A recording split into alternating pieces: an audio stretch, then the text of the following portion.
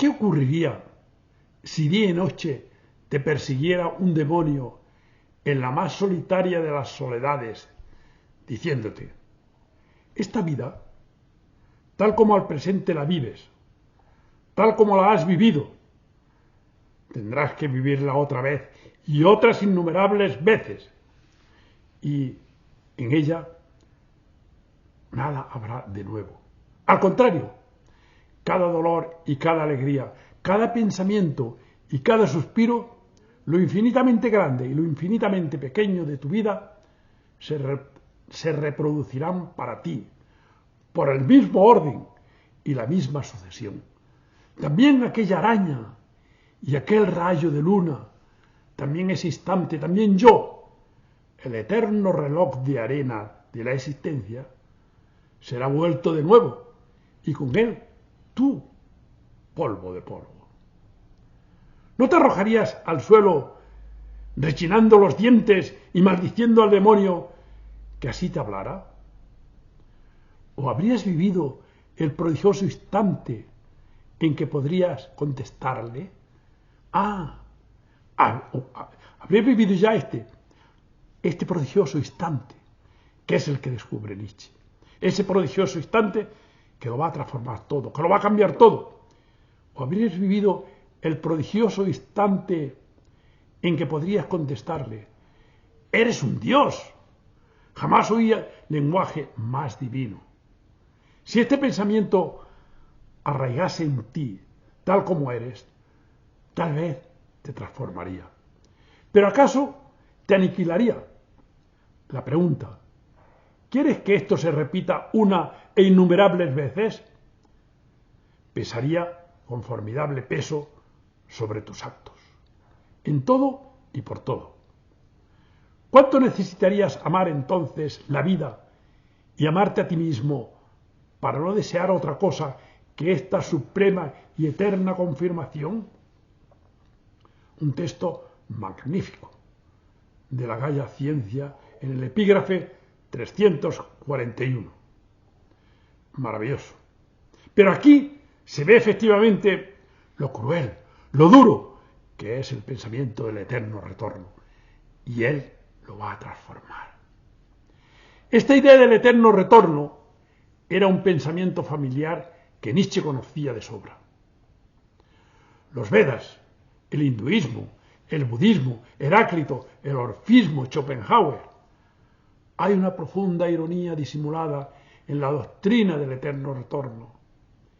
¿Quieres conocer el sentido de la existencia y el destino del universo? Sea. Yo te abrumo con el pensamiento más terrible.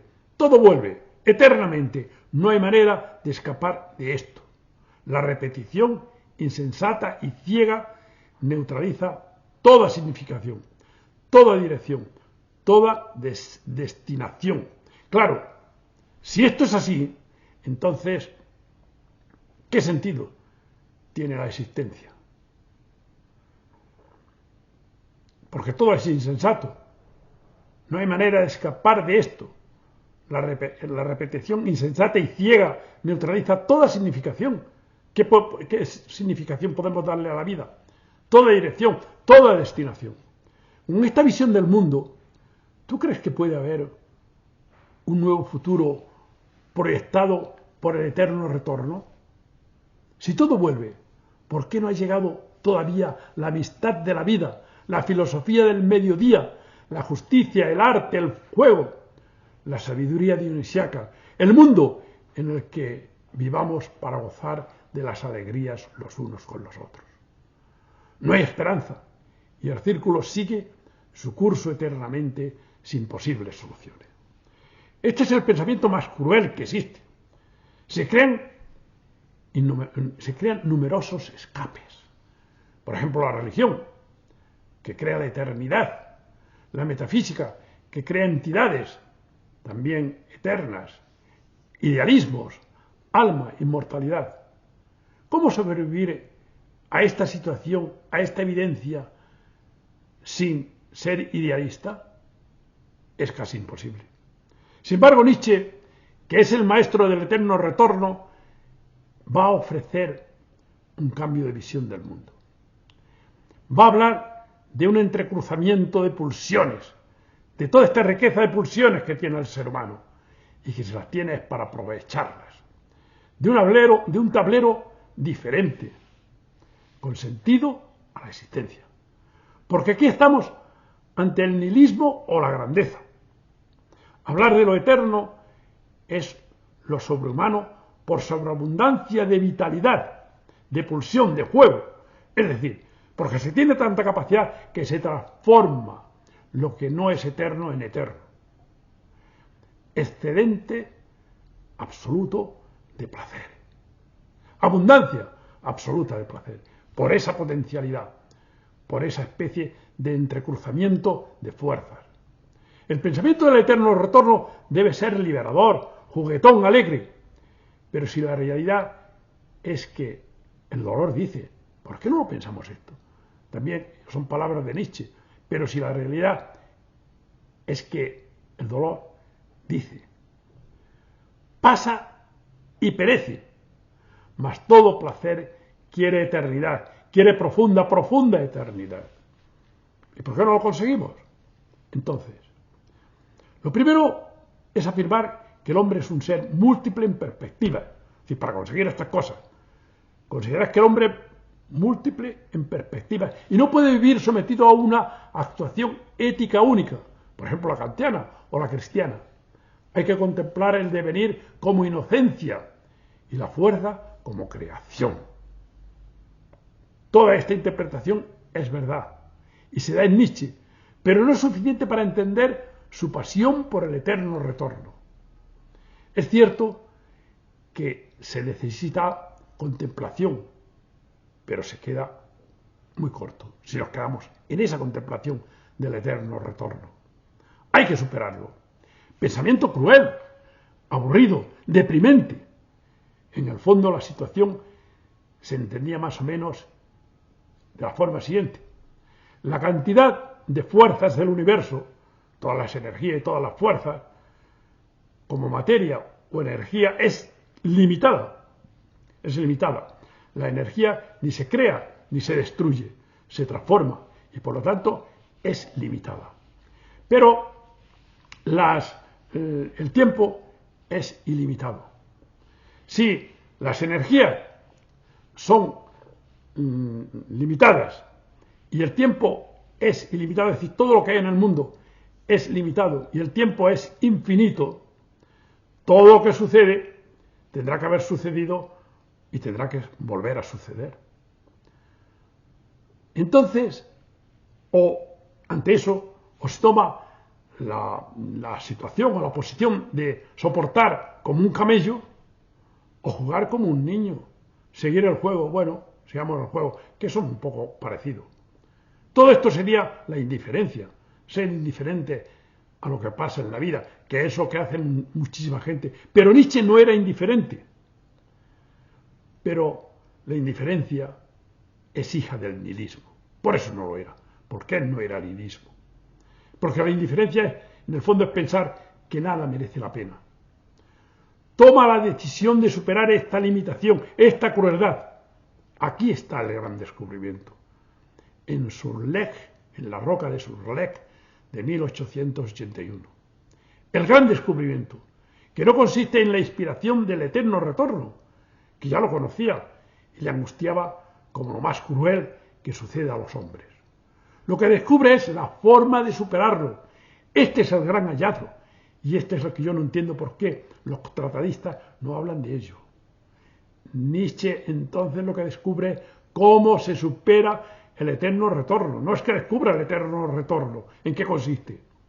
El día 6 de agosto de 1881, a orillas del lago de Silvaplana, en la Alta Engadina, Nietzsche encuentra una roca elevada de forma piramidal. No olvidemos lo que dice, de forma piramidal, como él mismo cuenta. Estando allí, recibe una inspiración que él considera trascendental, que va a cambiar su vida. El día 14 de este mismo mes, 8 días después del suceso, le escribe Nietzsche a su amigo Peter Gast, que era un gran amigo. Le había ayudado en montones de cosas. Por ejemplo, cuando Nietzsche tenía unos dolores de cabeza espantosos y tenía unas jaquecas terribles, se cubría la cabeza con una especie de manta y le dictaba a Peter Gast para que escribiera, porque Nietzsche tenía prisa en publicar, en expresar sus pensamientos. Y entonces le dice, en esta carta que le escribe, le dice lo siguiente: han subido a mi vida pensamientos como no los he tenido nunca. Nada quiero contar acerca de ellos. ¿Por qué? Pero cierto es que me mantiene en una actitud inconmovible.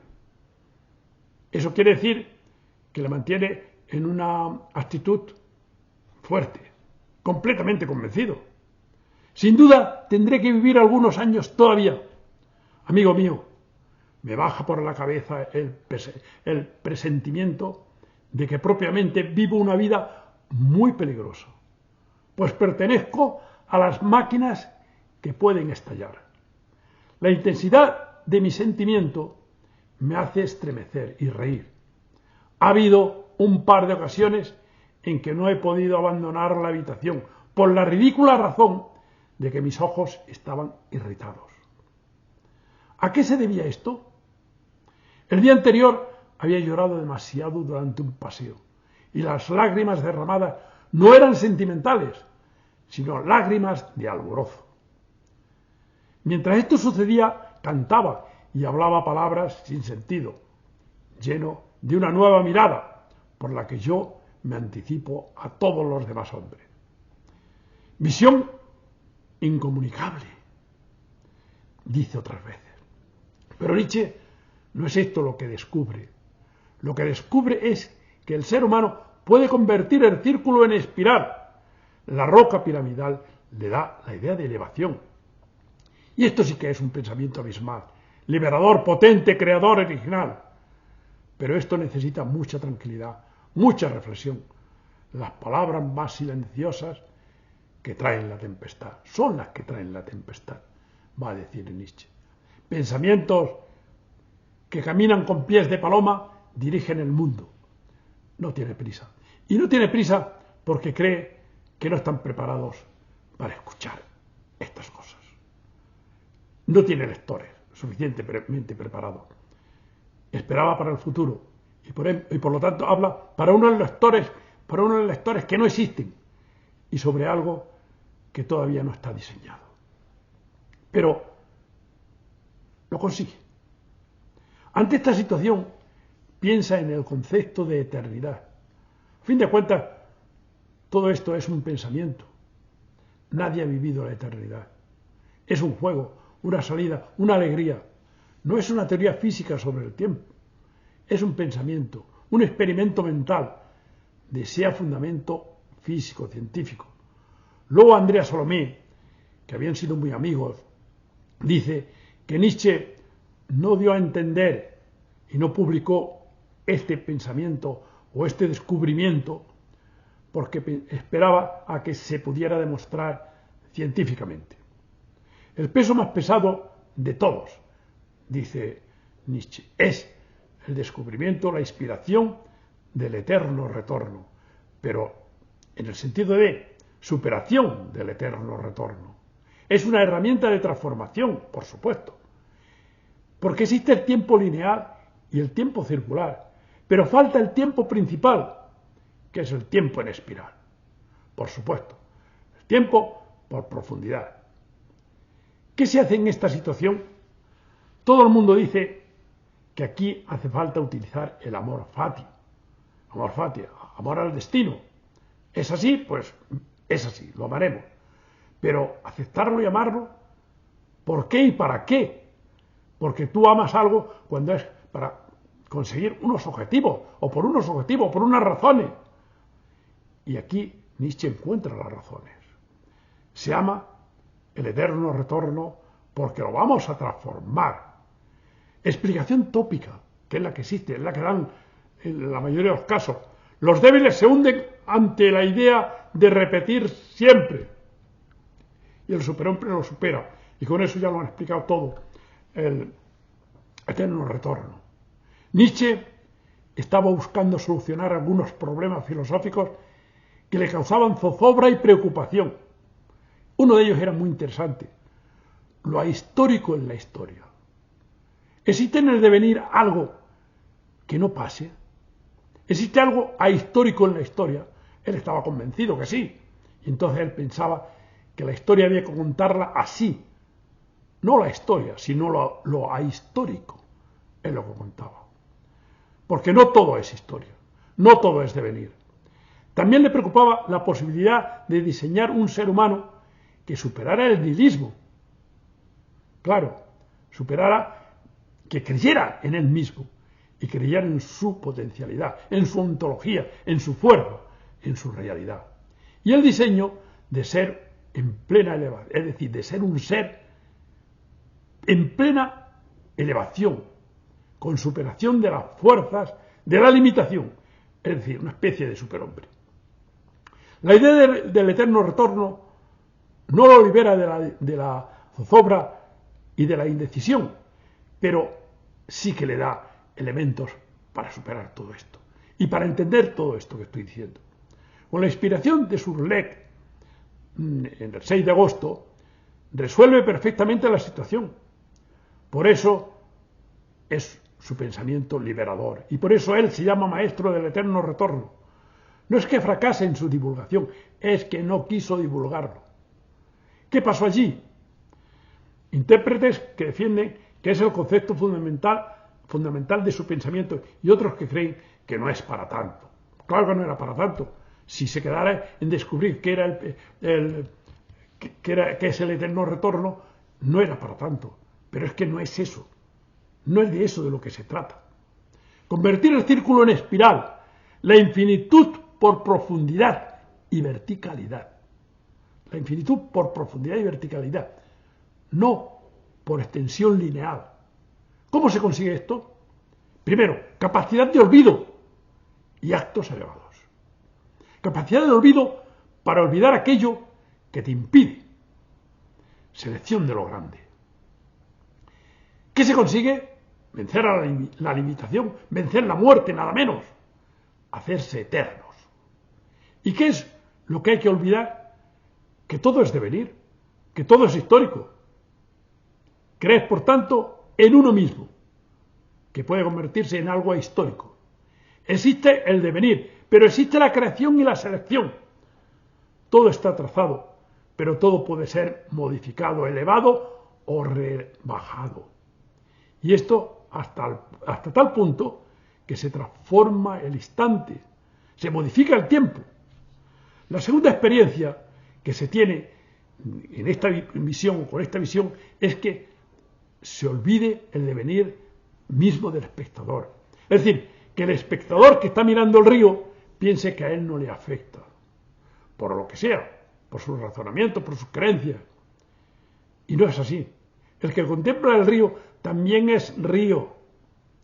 Esta situación la describe muy bien Jorge Luis Borges, con un poema que se llama Mirar el río, y que es una preciosidad. Y como no tenemos prisa, porque estamos haciendo cultura, pues yo os la voy a declamar. Mirar el río, hecho de tiempo y agua, y recordar que el tiempo es otro río. Saber que nos perdemos como el río y que los rostros pasan como el agua.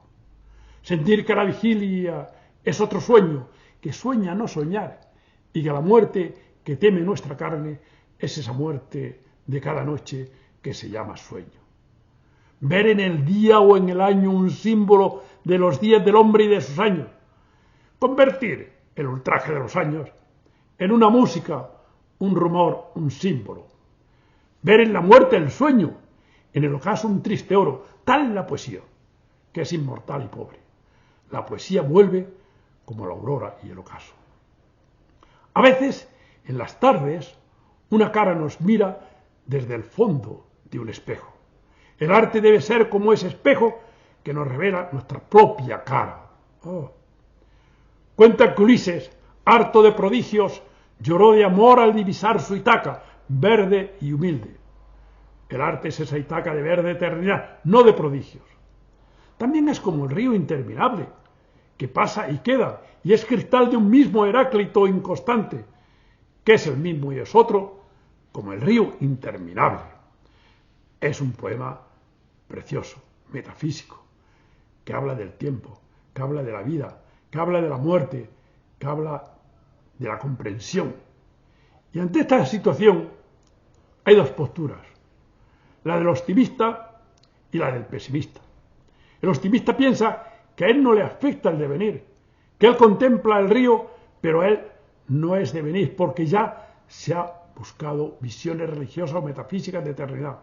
El pesimista cree que no puede hacer nada ante el retorno absurdo y cruel de lo mismo.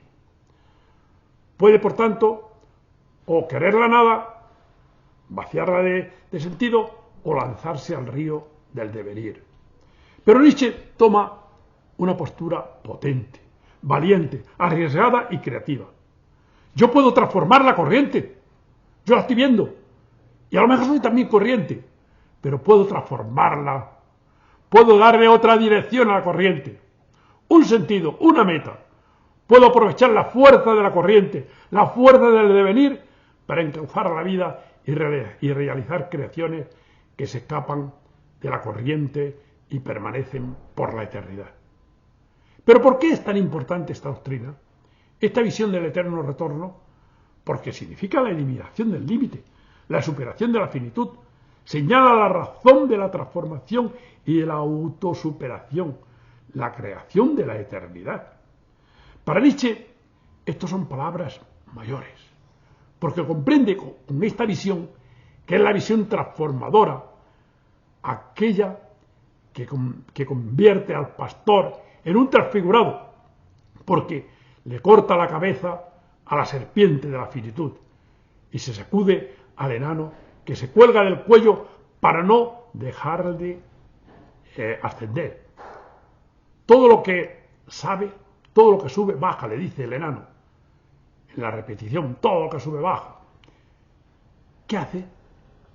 Eliminar al predicador y consigue fortalecer al hombre con su fuerza creadora de la voluntad. Confirma la inocencia del devenir, renuncia a los optimismos metafísicos y da entrada a que retorne Dioniso, a ese mundo de pastor transfigurado.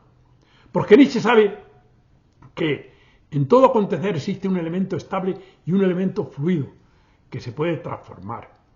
Nietzsche afirma la inmanencia total del devenir, su eternidad y su inocencia. Y cambian muchas cosas. El sentido de la justicia, que no es una obligación ante un ser desconocido, que es desconocido pero es exigente y cercano, sino una respuesta ante el devenir inocente del ser, al que tú le puedes, ante el cual puedes ser responsable. Por lo tanto, con contenido, con responsabilidad, que es la que pone cada uno. ¿Cómo se consigue esto? Mediante la valoración por encima de la verdad o de la realidad. La creación al decidir sobre la elección. El reino del superhombre en vez del hombre de acontecer del presente. Seleccionar y convertir el círculo en espiral. Esta es su gran visión, su inspiración. Volverá lo que yo seleccione. El hombre se convierte en constructor del devenir. Supera la circularidad idéntica del retorno y convierte en eternos los momentos por profundidad, no por extensión ilimitada del tiempo. Esto sí que es grandioso. Esta interpretación sí que es extraordinaria. Y esta es su gran visión, la que efectivamente es capaz de seleccionar. ¿Por qué? Porque la naturaleza ha querido que nosotros, los seres humanos, seamos también creadores de esa naturaleza y podamos efectivamente ayudar y podamos dirigir. ¿Por qué no quiere comunicarlo?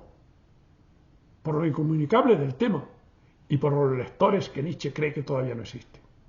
Y también porque era un tema que se guardaba para tratarlo solo consigo mismo. Ya sabemos Lo he dicho antes, que luego Salomé afirma que Nietzsche no quería anunciar su visión del eterno retorno porque pensaba que algún día lo demostraría la ciencia. Veamos ahora algunas reflexiones sobre la visión del eterno retorno.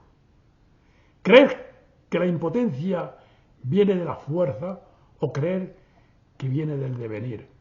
Es decir, la impotencia de hacer todas estas cosas es porque nosotros no tenemos suficientemente fuerza o porque el devenir no nos deja, como una ontología potente o débil. Es decir, afirmar que no existe nada consistente en el devenir. Para Nietzsche no hay debilidad. Hay lo siguiente: subir a donde nadie ha subido, a la región pura de los Alpes y de los cielos. Allí donde no hay nieblas ni nubes, en donde la esencia misma de las cosas se expresa de manera dura y rígida, pero con una presión indefectible. Basta pensar en todo esto para que el alma se haga solitaria e infinita. Si su deseo se cumpliese, si su mirada cayese recta y luminosa sobre las cosas, si la vergüenza, el temor y el deseo se desvaneciesen, ¿qué término habría que emplear para designar tal estado del alma, para calificar esta emoción nueva y enigmática, sin agitación? Esa emoción que pondría a nuestra alma a tono con la de Schopenhauer, tensa ante los prodigiosos jeroglíficos de la existencia, ante la doctrina terrorífica del devenir, no como la noche, sino como la luz roja y ardiente que irradia en la vida. ¿Y cuál sería además la suerte de aquel que caminase lo bastante deprisa en esta adivinación del destino particular y de la felicidad singular del filósofo, para expresar toda la incertidumbre y toda la desgracia, todo el deseo sin esperanza del que no es filósofo? Claro, aquí distingue el que es filósofo y ha llegado a este descubrimiento, a esta inspiración, y el que no lo es.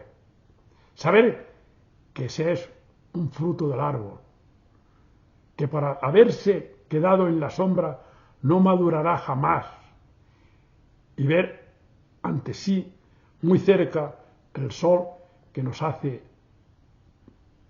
falta.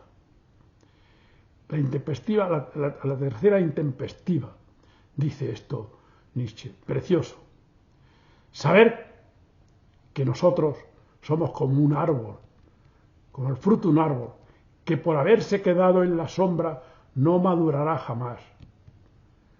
Y ver ante sí, muy de cerca, el sol que nos hace falta. Es muy triste.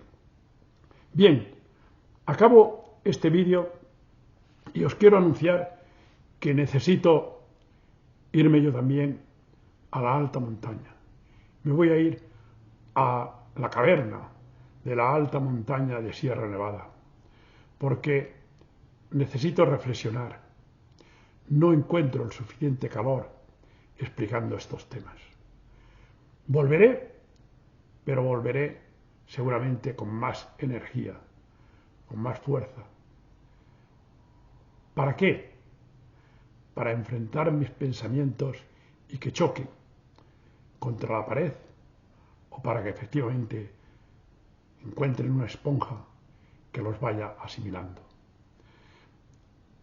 El que queda favorecido con estos trabajos soy yo, que soy muy feliz estudiando, aprendiendo y comunicándolo. Por lo tanto, ahora estaré un tiempo sin hacer vídeos, pero voy a volver. Volveré, sin duda alguna. Voy a volver. Muy bien, muchas gracias y hasta pronto.